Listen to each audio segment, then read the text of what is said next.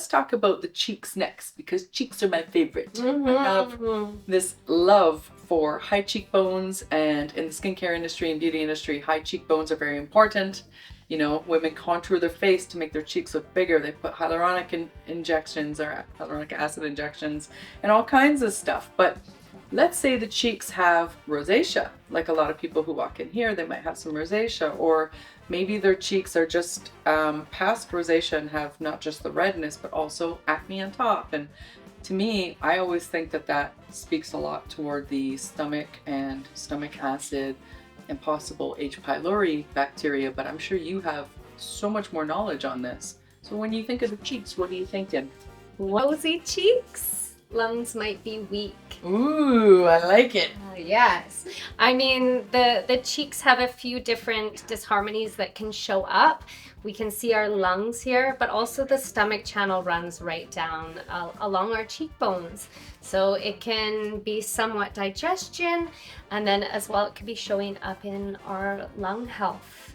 So our lung is our vitality, our chi, our life force there, right? So if we have this sagging that's happening in here, maybe we're depleted in a little bit of our chi, so they'll maybe be fatigued.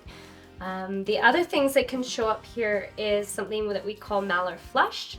And the malar flush is actually connected more to the kidneys, but there's this harmony within the kidneys and the lung system. The kidneys help nourish and bring fluid to the lungs. I didn't know that. That's really interesting. Well, they help bring moisture.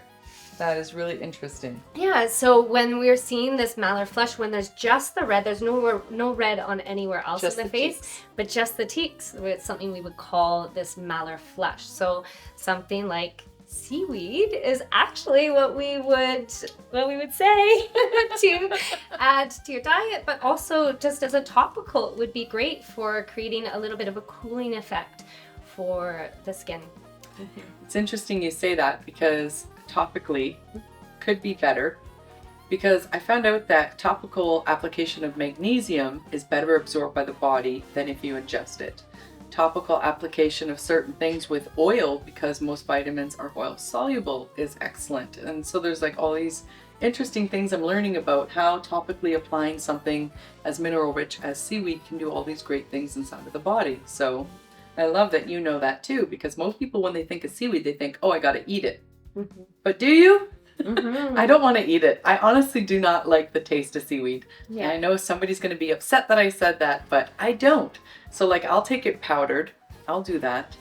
But really putting it on my body, I was able to do a mineral test before putting on Wild Sea Cup body lotion every day, and then do a mineral hair test 3 months after. And there was actually a change in my minerals by topically applying Wild Sea Cup body lotion. So I know that our body is able to absorb it. And so I just think it's really interesting that for rosy cheeks, topical application of seaweed is something that you would suggest, who is, you know, immersed in traditional Chinese medicine. But I mean, that's great to see that you think they go together too, because not everybody gets that. No, absolutely. And our skin being one of our biggest organs, right? So it's able to absorb the nutrients through the skin as well. It is our biggest organ, isn't it? Yeah, It is. yeah, it's amazing. So yeah, so the properties, when we think of seaweed in Chinese medicine, it's cooling and it's salty. So that salty will actually break up phlegm and stagnation as well. So we can even, you know, think of those bags under the eyes. Yeah. Right? I mean, the ones that we don't have because we use Seaflora. That's exactly.